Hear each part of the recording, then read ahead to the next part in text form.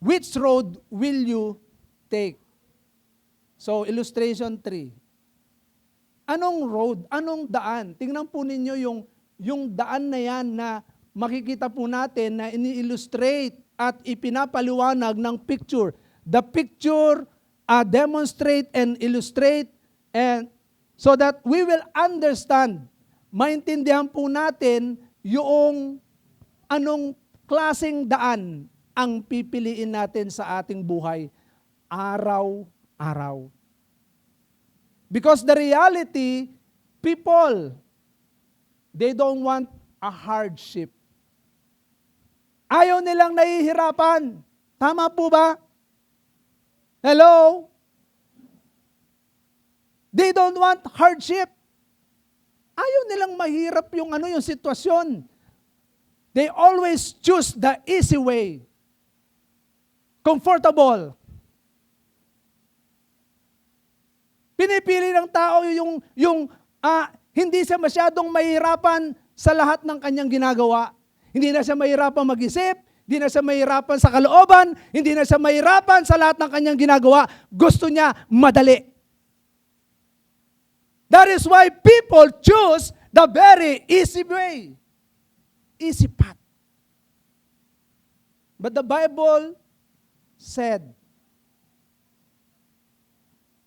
there are 2 ways and 2 gates. The narrow gate and the broad gate.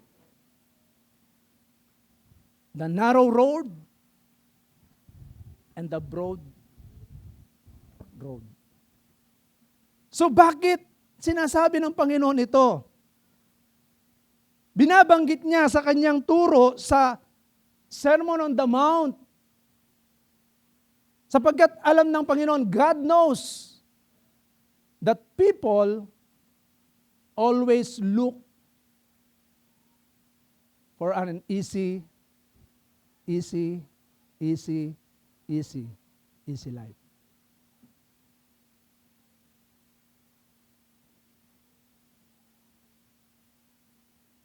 Especially nowadays. The generation today, they don't want hardship.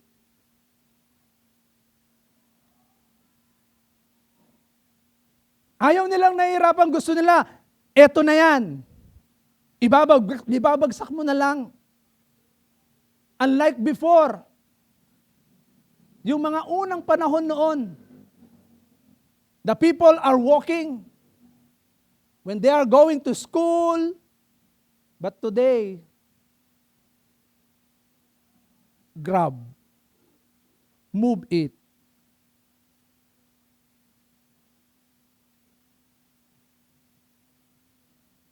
But you know what? Sometimes in our lives, God allows hardship so that we will know the difference of life. If you're always looking or you are always looking for an easy life. May kasabihan, sabi nila kapag ka daw madaling makuha, madaling mawala. Is it right? Is it true? Especially money. Ang pera kapag madaling makuha yan, madali ring maubos, madaling gastusin.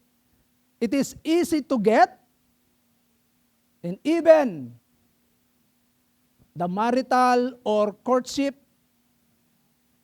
ang kasabihan ng mga kalalakihan noon, easy to get, easy to forget. Yes, it is true. Totoo yan. Lalong-lalo na sa panahon natin ngayon, ang daling makalimot ng tao. Lalo na kapag hindi niya pinaghirapan yan.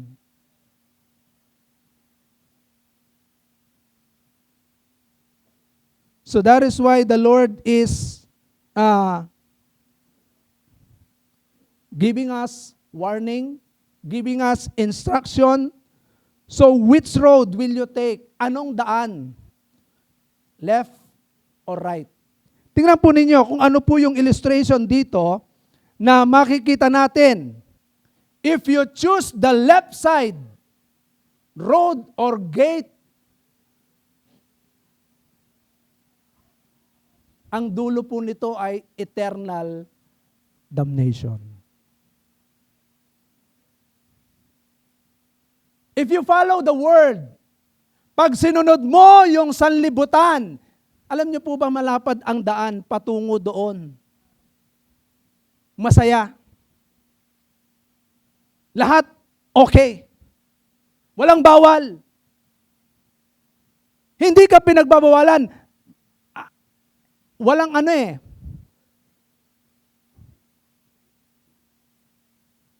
Everything is welcome.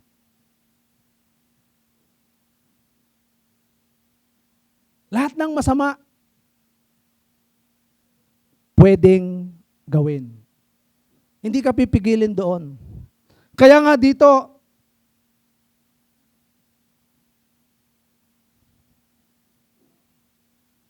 nung ina-analyze ko siya, sabi ko,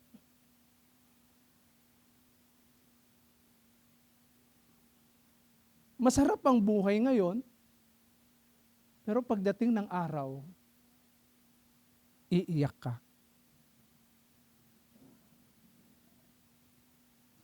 Iiyak ka, bakit? What the Bible is telling us, when we enter into the broad gate or narrow broad road, bakit anong sinasabi rito?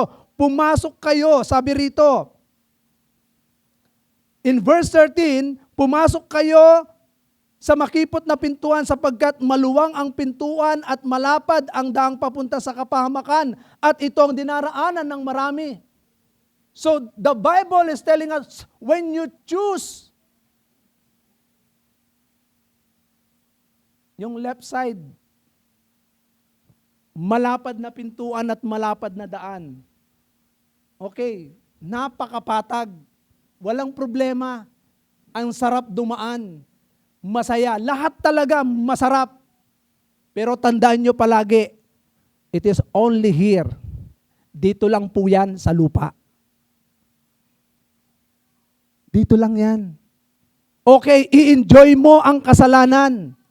I-enjoy mo ang pamumuhay na kung saan walang pumipigil sa'yo. Hindi ka pinipigilan. Walang bawal. There is no restriction.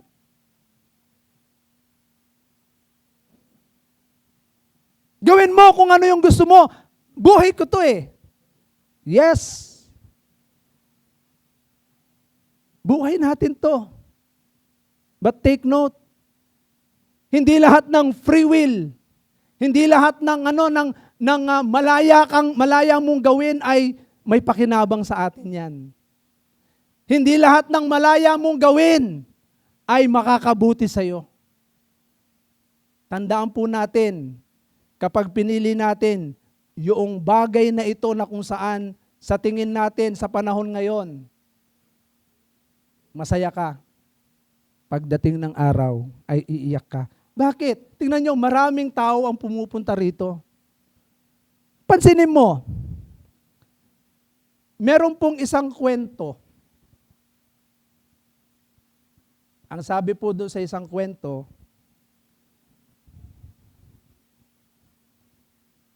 nung pong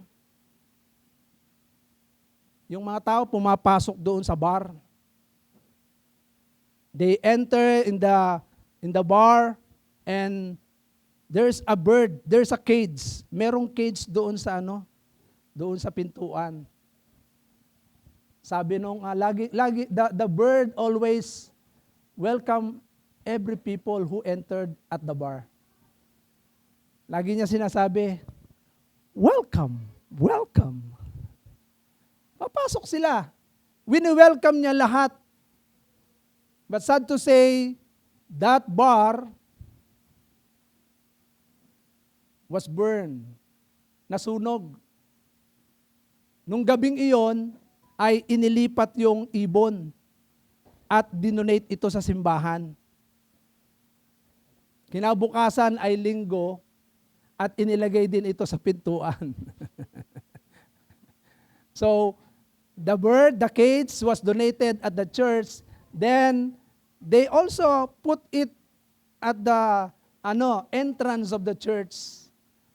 While people are coming, then the bird said also, welcome, same people. Welcome, same people. So tingnan nyo, wini-welcome ng ibon. So this is only a kidding aside, a joke, but it is true.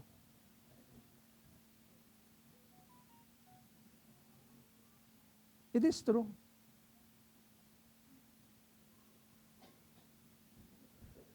Anong pinagkaiba natin kapag tayo po ay pumapasok doon sa malapad na daan na kung saan we are free to do. Wala naman nakakakita sa akin. There's nobody see me. But remember, there is God who look in you and me. Nakikita po tayo ng Diyos. Wala tayong may tatago sa Kanya. Kaya nga dito, ang daming pumapasok dito eh. Kaya pansinin nyo sa church, kakaunti lang ang pumapasok. Iilan lang ang pumapasok sa church. Pero tingnan nyo sa mall, mamayang 10:00, pagbukas niyan, ang daming tao.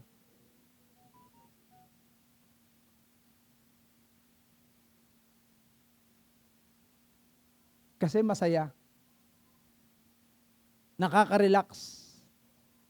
Pero, tandaan po natin, sinasabi po ng Biblia, pagdating ng araw ay kapahamakan ang mararanasan ng mga tao na pipiliin ang lugar na ito.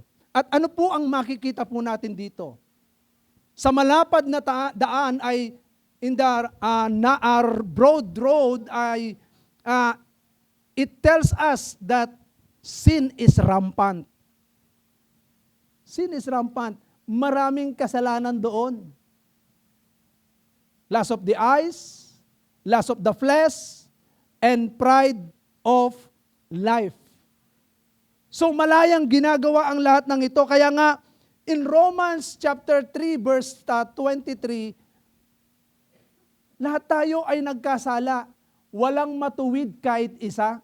Sabi ng Bible. Pero sabi ng Romans 6:23, ang kabayaran ng kasalanan ay kamatayan. Kaya doon, yung lahat ng taong dumadaan sa malapad na daan, those people who are going to the broad road, damnation is await. Nag-aantay po doon ay kapahamakan. Kaya nga sinasabi ng Biblia, in Matthew chapter 25 verse 41, what the Bible tells us, ano po ang sinasabi ng Biblia sa Matthew chapter 25 verse 41?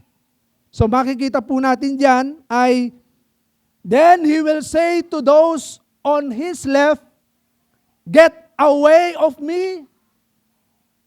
Get away from me. You who are accursed, sinumpa, into the eternal fire that has been prepared for the devil and his angel. Ibig sabihin, yung lahat ng mga dumaan sa malapad na daan, those who go, those who walk to the road which is very broad. Anong inaantay ang sinasabi ng ating Panginoon? Get away from me. Sabihin, hindi welcome sa langit. Hindi welcome sa langit ang mga tao na gumagawa ng kasalanan. Ang mga taong namumuhay sa kasalanan. Ito yung katotohanan diyan. The thinking, yung kaisipan, hindi na bago. Yung puso, hindi na bago. At kapag ang isip at puso ay hindi na bago, our mind, our heart, our whole being are not changed. And the sin is present, we are not welcome in heaven. Hindi tayo welcome doon. Kasi bakit? Namumuhay po tayo sa kasalanan. Ano po ba ang sinasabi ng Galatia 5? Paano po ba masasabi natin na ang isang tao ay namumuhay sa kasalanan? Galatians chapter 5. Paano po yung ginagawang kasalanan ng tao? Tingnan po ninyo. Chapter 5, verse 19. Now the actions of the flesh are obvious. So tingnan ninyo, makikita po yung mga gawa ng laman. So ipakita mo yung sa Tagalog, babasahin ko sa English. So, now the action of the flesh are obvious. Sexual immorality, impurity, promiscuity, idolatry, witchcraft, hatred, rivalry, jealousy, outbursts of anger, quarrel, conflict, left and right, factions, envy, murder, drunkenness, wild partying, and things like that. I am telling you now, ano po yung mga katulad nito sinasabi rito? Hindi nabanggit dyan ng paninigarilyo, hindi nabanggit dyan ng pagdadrugs, hindi nabanggit dyan yung pambababae, hindi nabanggit dyan yung panlalalaki. Pero yung katulad ng kasalanan yan, basta kasalanan.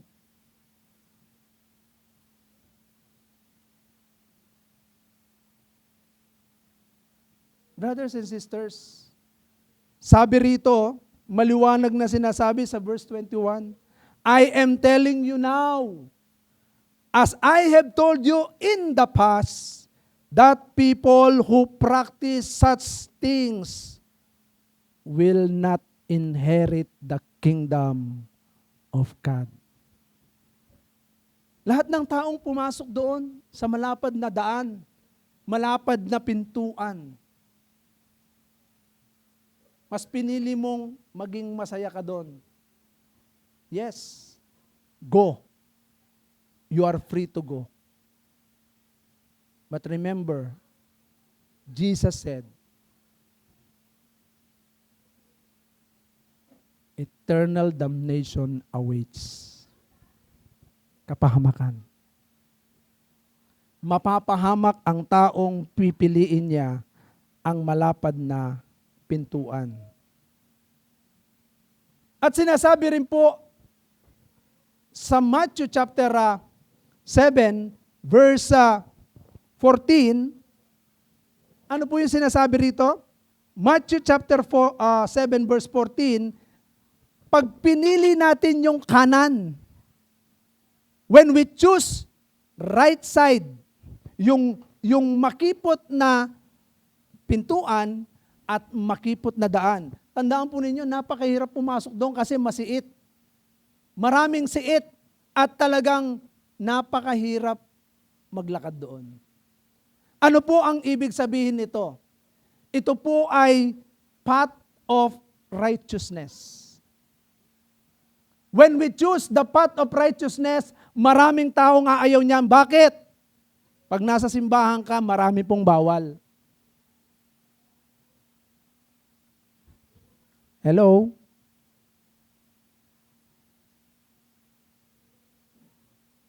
Yung pagsusuot ng damit sa lalaki, sa babae. Ang daming bawal. Dapat, when we wear yung ating pananamit, we should wear modestly. Hindi yung parang nude na nakikita yung kaluluwa at nagdudulot ng kasalanan sa iba. Kaya nga, makikita po natin, ibang-iba ang nasa simbahan kaysa sa nasa sanlibutan. Yung mga nasa sanlibutan, pag tinignan mo, talagang kitang-kita na yung mga kaluluwa nila.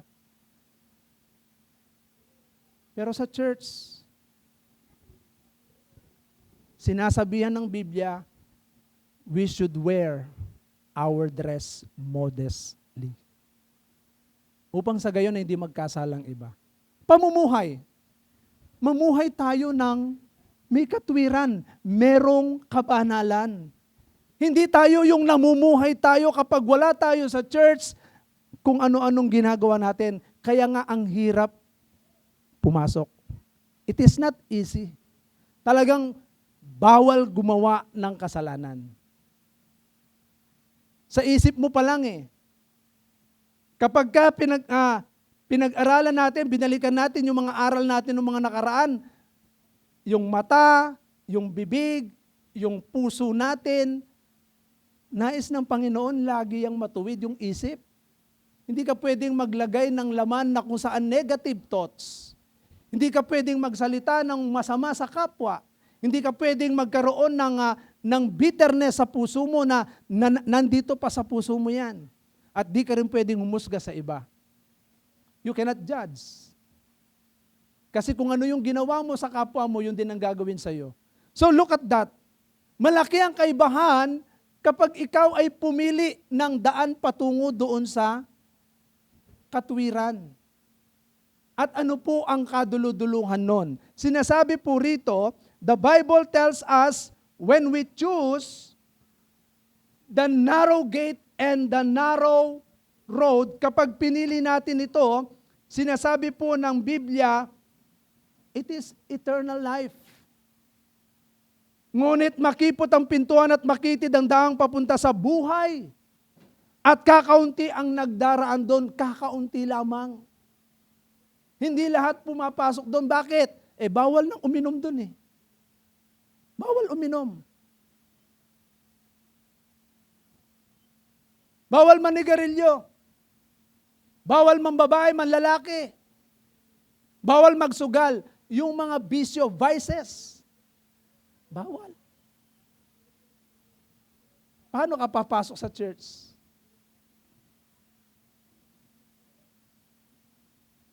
Bawal gumawa ng kasalanan.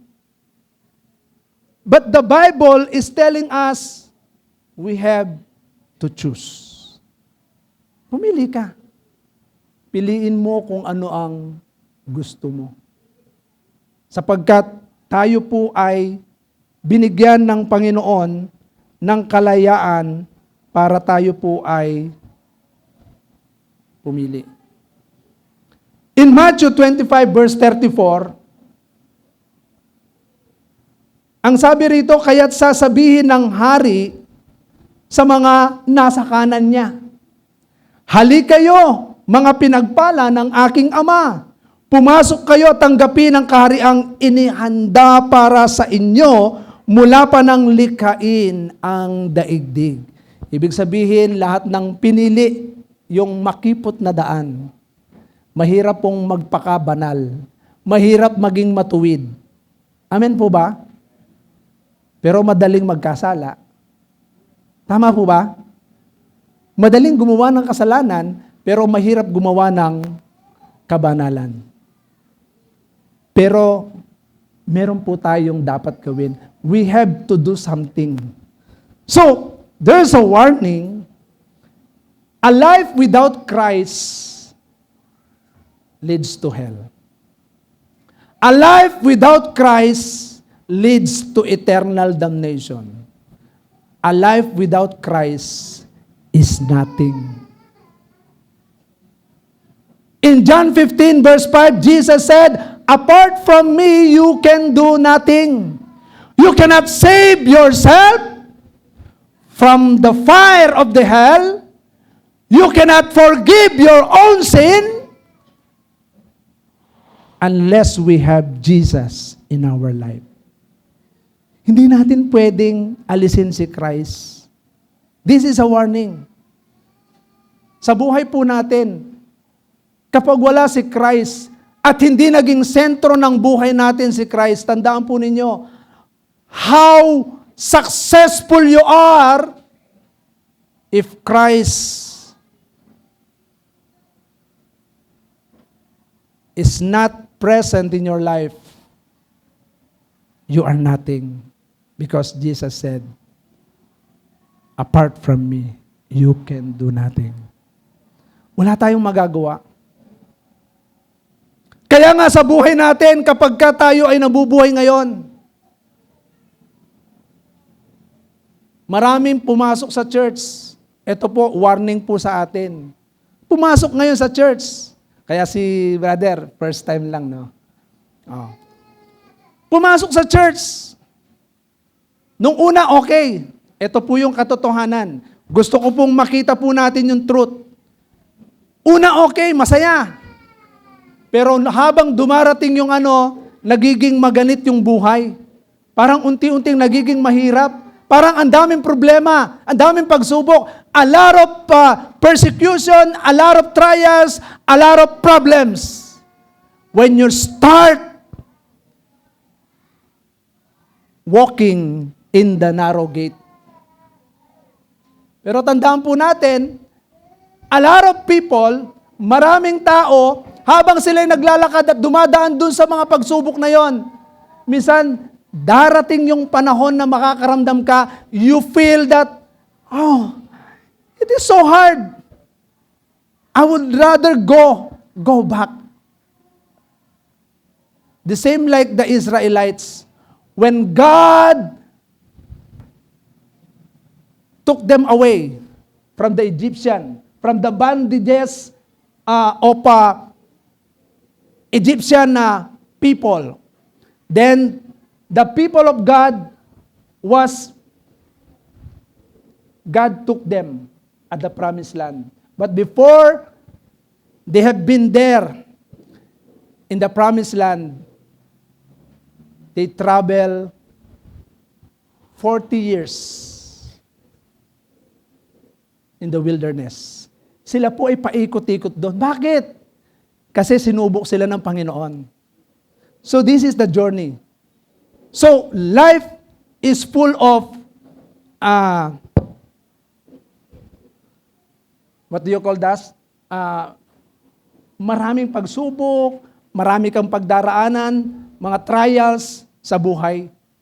At talagang makakaranas ka ng paghubog. Huhubugin ka doon. Kaya nga dumating sa punto, the Israelites ay naging mareklamo. They murmur to Moses and to God. Lagi nilang sinasabi, Moses, dinala mo ba kami dito para patayin dito sa ilang? They murmur against Moses and against God. Ibalik mo na lang kami sa Egypto. Babalik na lang kami doon, masarap ang buhay, masarap ang kinakain. Tingnan nyo, maraming tao pumasok sa Christianity. They join Christianity, but sad to say, hindi sila nakatagal. Why? Dahil mahirap ang buhay, walang pera.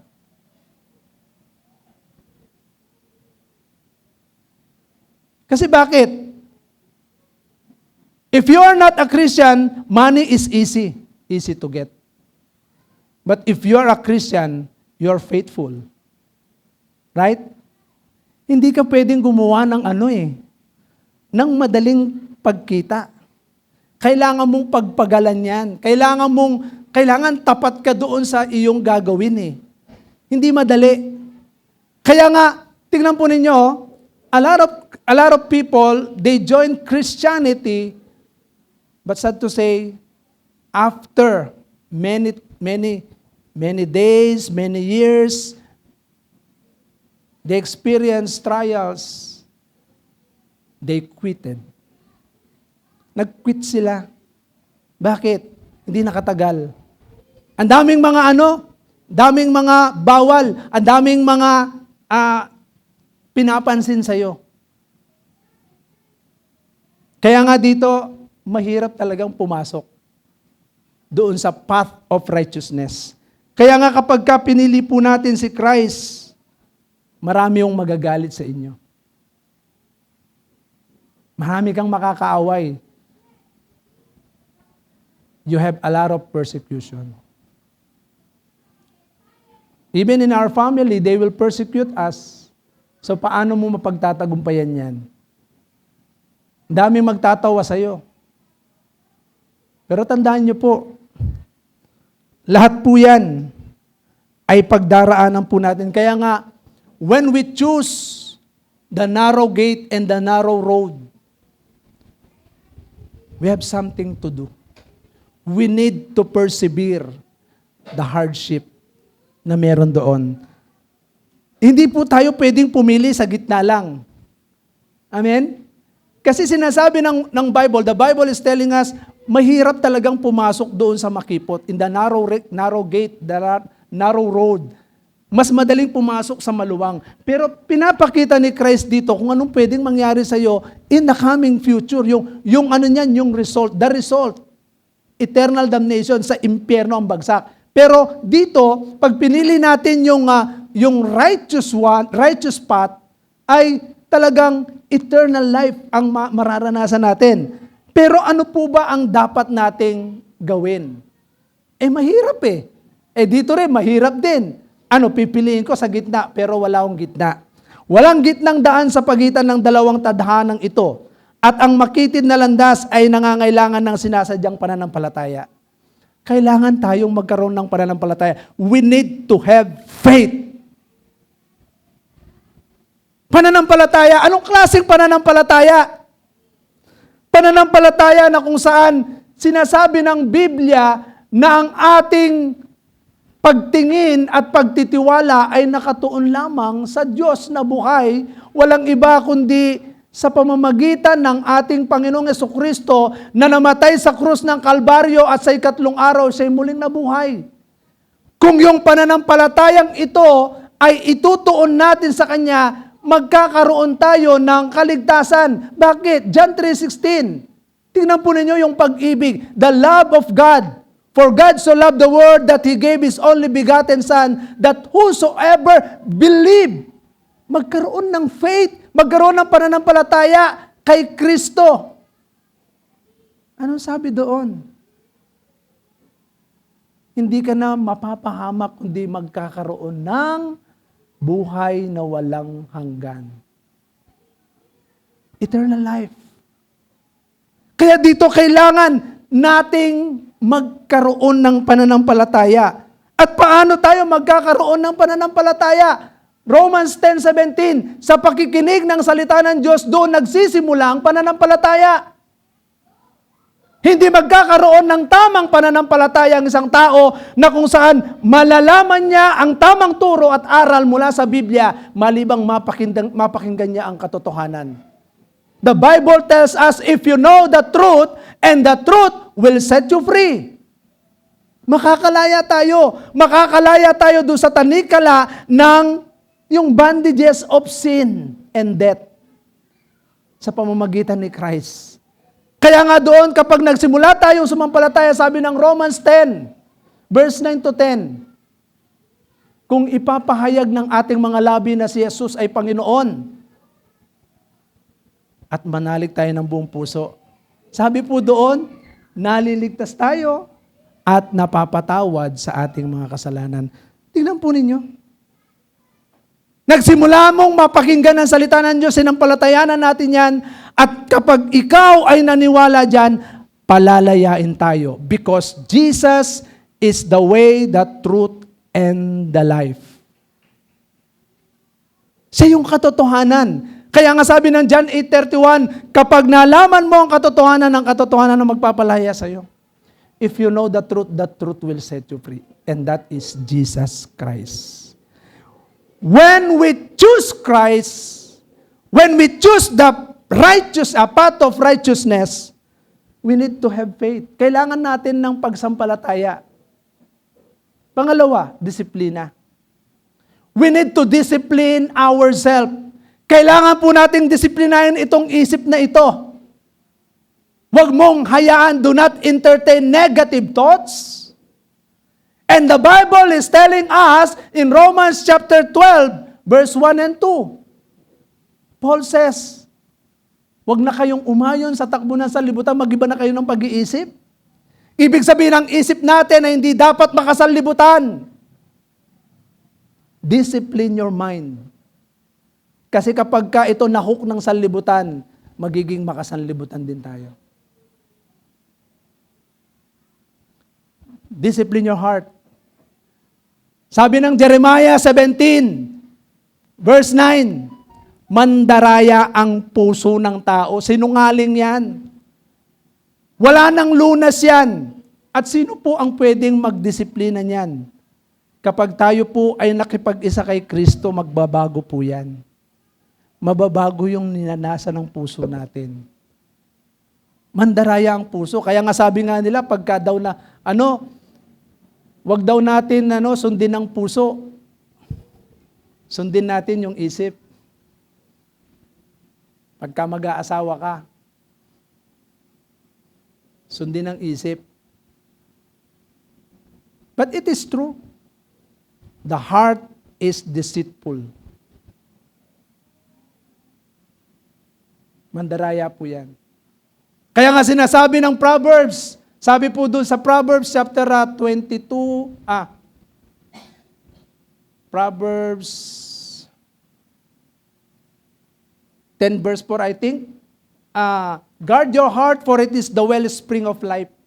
Bantayan natin yung puso natin, disiplinahin natin ang puso natin, huwag nating hayaan na ang puso po natin ay sumunod doon sa nais nito, nasa nito. Amen po ba? Disiplinahin natin. Pangatlong disiplina, disiplinahin mo yung katawan mo. Huwag mong hayaan na ang katawang ito ay mahook doon sa mga makasanlibutang bagay na hindi gumagawa ng kasalanan. Amen po ba? Pinalaya ka na ng Panginoon. God redeem us from the bondage of sin. Kapag ikaw ay pinalaya na, huwag ka nang bumalik doon sa dati. Dati akong manginginom, dati akong babaero, lalakero. Pero dahil pinalaya na ako ng Panginoon doon, hindi ko na ginagawa yung mga kasalanan yun. Dinidisiplina ko yung aking katawan. And lastly, discipline your spiritual life. Disiplinahin natin yung ating spiritual life. Paano? How to discipline our spiritual life? Let us pray. Let us read the Bible. Let us attend. In Hebrew 10:25 says, do not neglect to attend worship, Bible study, whatever that gives our spiritual nourishment. Matthew 4:4. We're listening the word of God here. And we need to eat the food, spiritual food. And the Bible tells us, Matthew 4:4, hindi lamang sa tinapay nabubuhay ang tao, kundi sa bawat salitang namumutawi sa bibig ng Diyos. So sa pagdalo natin sa ganito, nakakakain tayo ng salita ng Diyos. Kaya nga, in the path of righteousness, kailangan kong umatin Kailangan kong manalangin. Kailangan kong magbasa ng Biblia. Kailangan kong disiplinahin yung sarili ko. Kung tinatamad ako, kailangan kong pagtagumpayan yan. Tingnan ninyo, meron pong hatakan yan doon sa kasalanan at sa katwiran. So we need to discipline ourselves.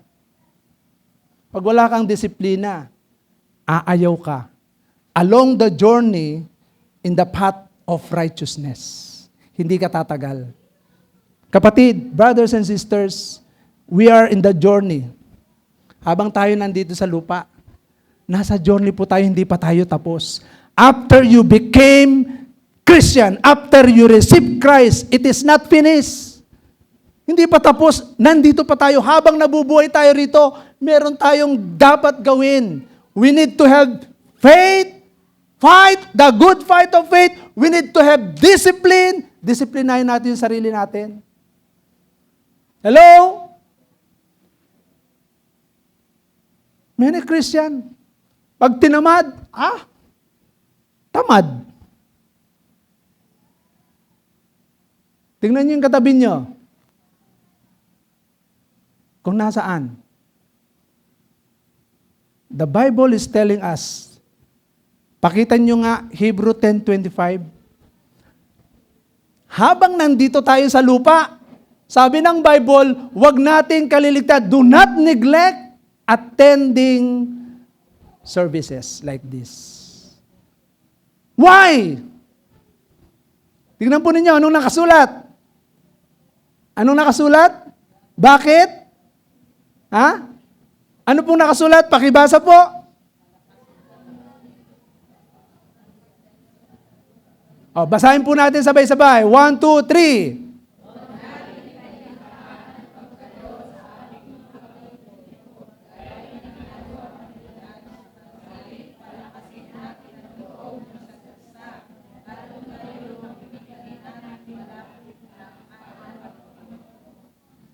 Di ba? While we are at the journey, habang tayo nandito, huwag kayong magpakampante. Marami pong mga mangyayari, pwedeng mangyari. Pwede tayong masila ng dyablo. Pag hindi ka dumadalo ng mga gawain. So we need to do that. We need to discipline ourselves. Kailangan nating palakasin yung ating pananampalataya. Amen po ba? Kaya nga yung pagiging Christian, hindi po Christian ka na born again ka tapos.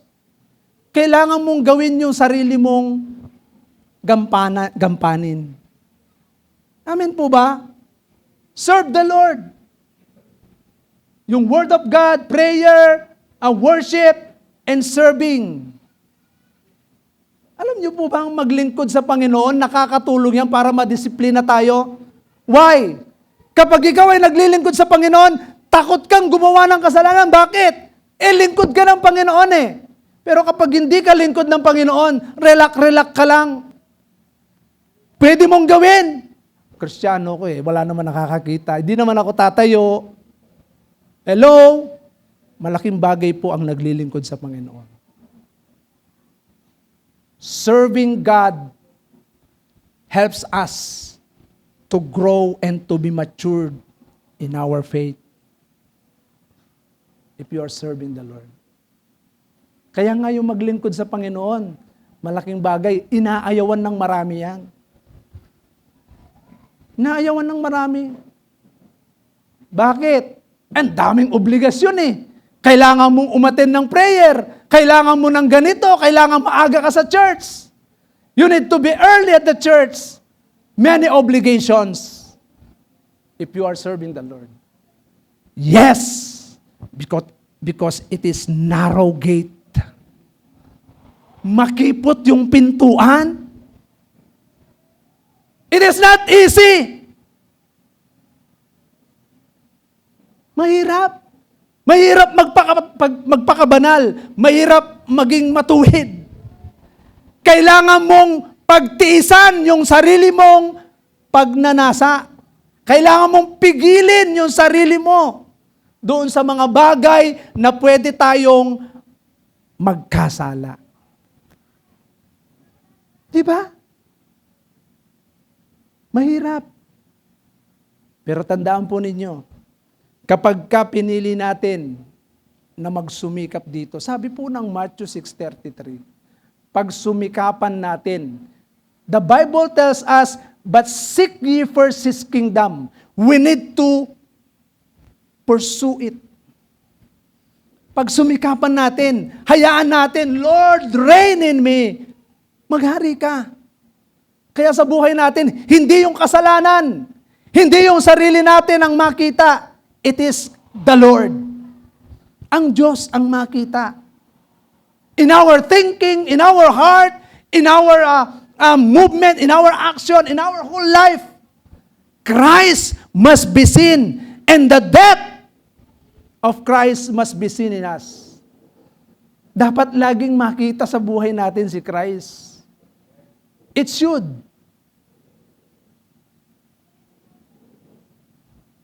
Hindi yung okay lang ang pakiramdam natin. Mga kapatid, a true Christian who is walking at the narrow road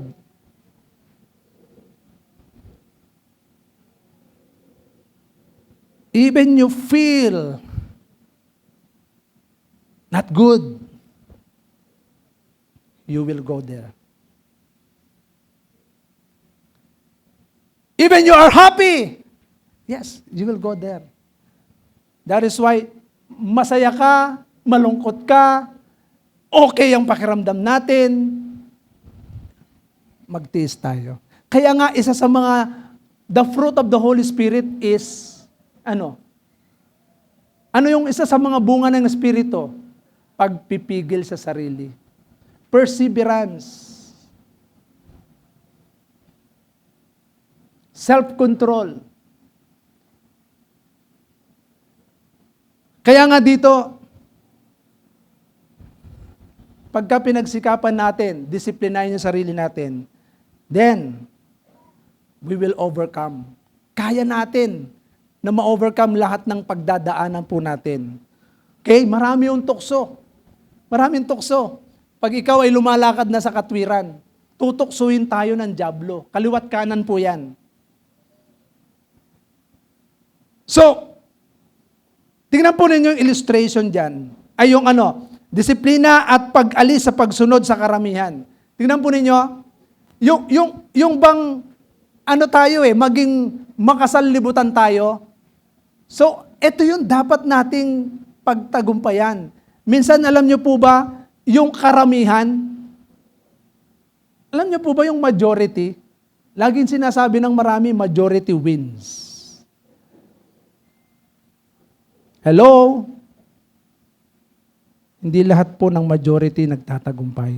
Tingnan po ninyo, lahat ng mga marami, pumupunta doon sa eternal damnation. Pero kakaunti lang po yung matuwid.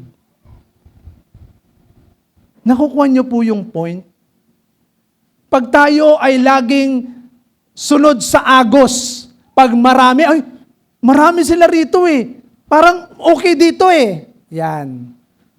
Lalo na sa mga issues of life. Minsan sa family, minsan sa trabaho, minsan sa church. Pagka marami sila rito at ikaw, konti lang kayo, iiwanan mo pa yung kasama mo, pupunta ka pa sa marami. Totoo po yan. Majority wins. Pero hindi po nananalo po yun. Hindi totoo yun. Na majority win. Tingnan ninyo, marami ang pumapasok doon sa malapad na daan. Malapad na pintuan. At anong bunga nun? Dulo, kapahamakan. Pero makipot ang pintuan. Kaya nga kapag ka naisip na natin ito, sometimes we feel, kukunti lang umaattend sa church. Nakakaramdam tayo ng parang nalulumo tayo. Huwag kang manlumo, kapatid. Pag kukunti lang umaattend sa church. Bakit? Ang hirap pong maging matuwid eh. Ibig sabihin, pag hindi marami, ayaw ng marami. Kukunti lang ang gusto. Okay? Kaya nga, alisin po natin. Pagsikapan po natin na tayo po ay lagi po tayong sunod sa karamihan. Lagi po niyong tatandaan ito. Hindi tayo dapat laging umaayon sa agos ng marami. Kundi piliin po natin na tayo po ay maging matagumpay.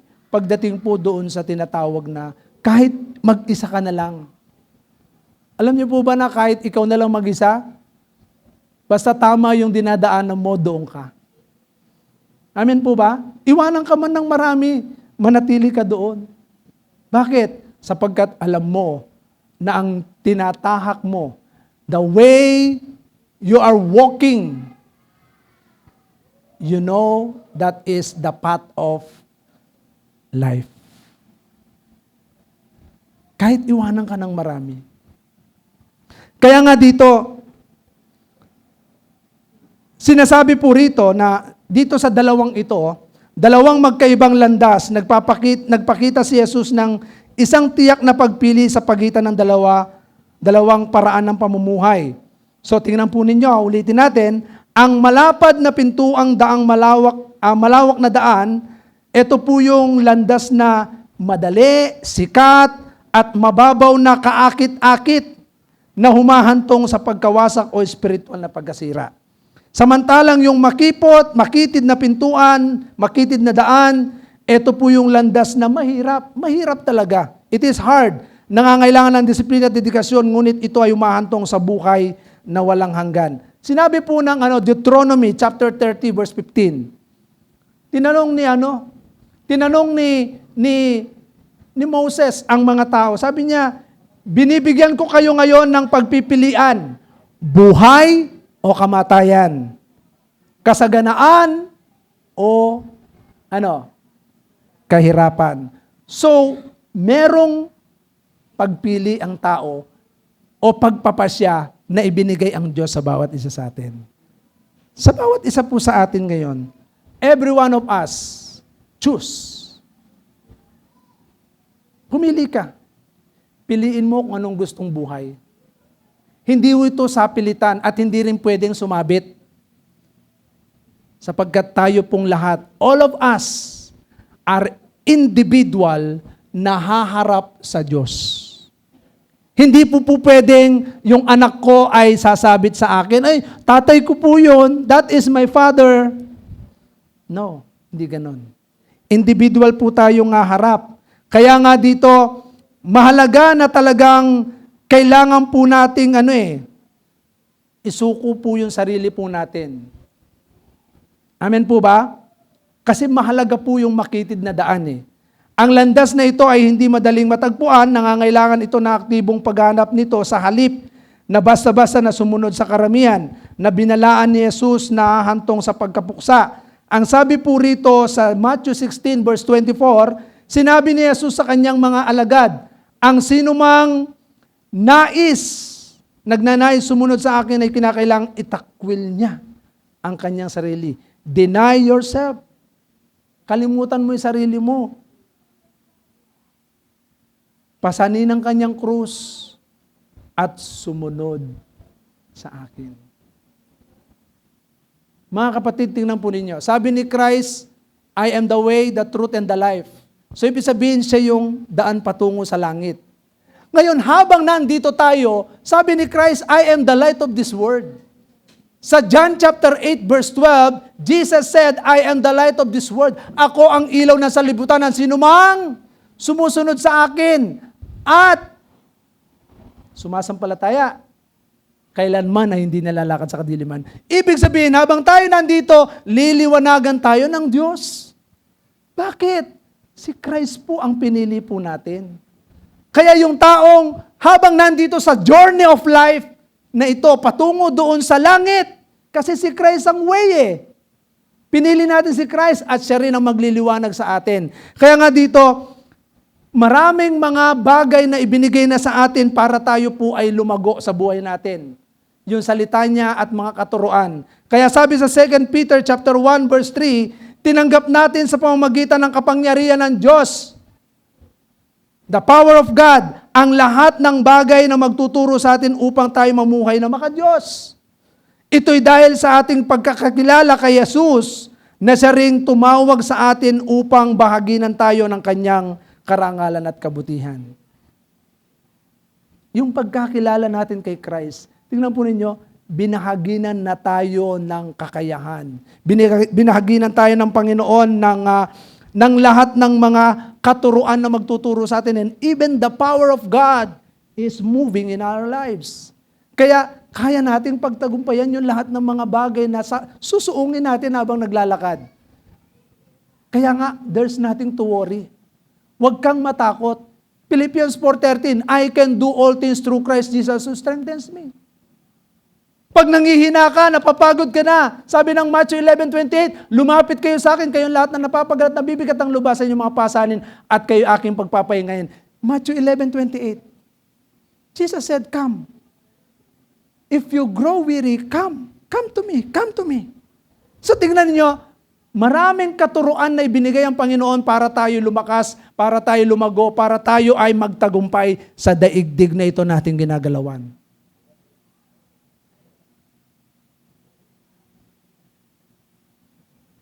Choosing the right path. Ephesians chapter 2 verse 8 and 9. Sapagkat dahil sa kagandahang loob ng Diyos, kayo ay naligtas sa pamamagitan ng pananampalataya. At ang kaligtasan ito'y kaloob ng Diyos at hindi sa pamamagitan ng inyong sarili. Hindi ito bunga ng inyong mga gawa, kaya't walang dapat ipagmalaki ang sinuman. Tingnan nyo, By grace, we are saved. Yung pananampalataya natin kay Christ. If we choose Christ in our life, mabiyaya po ang Diyos sa atin. Amen? Hebrew chapter 12, verse 1 and 2. Kaya nga dahil napapaligiran tayo ng napakaraming saksi, talikuran natin ang kasalanan at ang anumang balakid na pumipigil sa atin, buong tiyaga tayong tumakbo sa paligsahang ating sinalian. Ituon natin ang ating paningin kay Jesus na siyang pinagmumulan ng pananampalataya, ng ating pananampalataya. Tingnan po ninyo. Habang tayo tumatakbo dito, pinili natin yung makipot na daan. Tumatakbo tayo. Habang tayo tumatakbo, tumingin tayo kay Kristo. Alisin natin yung mga kasalanan na nagiging balakid. Let us throw away every sin that hinder us. Alisin natin lahat yun. Yung mga, kapag tumatakbo kasi, dapat magaan yung suot mong damit eh. Wala ka ring daladalang yung malaking bag. Yung mga bitbitin, alisin mo lahat yun. Kaya nga dito, ipinapakita rito, if you choose Christ, habang tayo nandito, medyo mahirap, pero tumingin ka lang kay Kristo. Amen po ba? Ngayon, anong daan ang pipiliin mo habang ikaw ay nandito sa lupa? Anong daan? Which way? Bawat isa po sa atin ngayon. Kung pipiliin mo yung masaya, walang pumipigil sa'yo, ayaw mong merong bumabati sa'yo sa mga kasalanan, piliin mo malapad na daan. Malaya ka doon. Walang pipigil sa'yo, lahat ng gusto mo gawin mo. Sige, doon ka. Pero dito, sa makipot na daan, the narrow gate and the narrow road, if you choose it, marami yung pagtutuwid. Instruction, rebuke, a lot of instruction, a lot of rebuke, a lot of teachings, a lot of discipline ang gagawin po sa atin dito. Pagdidisiplina. Amen po ba? Kaya, anong daan ang pipiliin natin? Which road? So, choose the right path. As we can see here, merong dalawa. Ngayong umagang ito, pumili ka ngayon. Gusto mo magpatuloy sa Panginoon? Piliin mo kung anong gusto mo. Kung sinasabi natin na tayo ay nasa Panginoon, if you know that you are in the Lord, but you deny the power of God in our life, then we are nothing. Why? Because we choose. Pinili natin yung malapad na daan. Pero kapag pinili natin yung makipot na daan, it is so hard, but we have the power of God. Nandun yung kapangyarihan ng Diyos. Nandun yung pagsama ng Diyos. Anong pipiliin mo? The Bible is telling us, sinasabi ng Mark chapter 8, verse 36 to 38, sabi niya, anong mapapala ng isang tao, makamtan man niya ang lahat ng bagay sa sanlibutan ito kung ang kaya sa isang kaluluwa niya mapapahamak. Kung ang isang tao ay magbigay ng kanyang buhay alang-alang sa akin at sa aking mga salita. Tingnan po ninyo, siya yung magkakaroon. If we choose the right path, we will have life. Buhay. Kaya nga, in John 14:6, Jesus told, I am the way, the truth, and the life. No one cometh to the Father except through me. Ito po yung sinasabi ng ating Panginoon. Choose the right path. Piliin natin. Huwag mong isiping mahirap ngayon. Talagang mahirap. Pero habang nahihirapan tayo dito sa lupa, ang naghihintay po sa atin, while we are experiencing hardship here on earth, then the joy, the peaceful life awaits in us doon sa kabilang buhay. Si Kristo po ang tanging daan pag pinili natin siya. Kaya kung gusto mong magkaroon ng totoong peaceful life, if you want a peaceful life, if you want a blessed life, if you want yung malaya talaga, a free life, then choose Christ in our life. Sapagkat kay Kristo lamang matatagpuan ng kaligtasan. Sabi ng Acts 4:12, walang ibang pangalan na ibinigay sa silong ng langit na sukat ikaligtas ng tao. Amen? Walang ibang pangalan, and that is Jesus Christ. So sa oras na ito, kung pipiliin mo si Christ, yung hinahanap ng tao na easy way, madaling daanan, madaling puntahan, madaling makapasok. So, madali lang yon. Pero the reality, it is hard doon sa dulo. Pero yung makipot, mahirap pumasok kasi napakaraming bawal. Piliin natin yung mahirap. Kasi ang dulo nun, mas masaya. Amen? Kaya sa oras pong ito, hayaan po natin na binanggit ng ating Panginoon. So balikan po natin yung sinabi ni Christ. Ano po yung sinabi ni Christ? Gusto ko lamang pong iwanan sa atin itong salita na binanggit ng ating Panginoong Jesucristo na ito. Sa Matthew 7, verse 13, sabi niya, go in through the narrow gate. So tingnan po ninyo, sa verse 13 pa lang ay sinabi ng Panginoon, pumasok kayo sa makipot na pintuan. Pagdating din po dito sa 14 ay binanggit niya. Sinabi ng ating Panginoon, how narrow is the gate and how constricted is the road that leads to life, and there aren't many people who find it. So tingnan po ninyo yung pagkakapaliwanag ng ating Panginoon. Pinaliwanag niyang maigi na kung pipiliin natin at papasok tayo, hindi niya sinabing subukan niyong piliin. Hindi niya sinabi yon. Kundi ito po ay command. Pumasok kayo sa makipot na pintuan. Hindi niya sinabing pumasok kayo sa malapad na pintuan. Nakita niyo po yung kaibahan? Hindi niya binanggit. Ang binanggit ng ating Panginoon, pumasok kayo sa makipot na pintuan. Kaya kung pipili po tayo, piliin po natin yung sinabi ni Christ.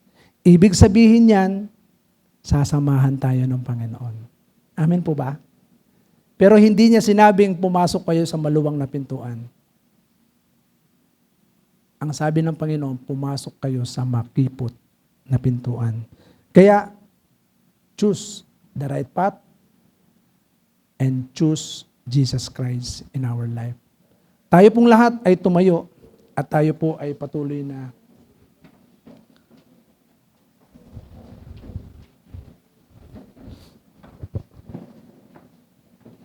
mga kapatid,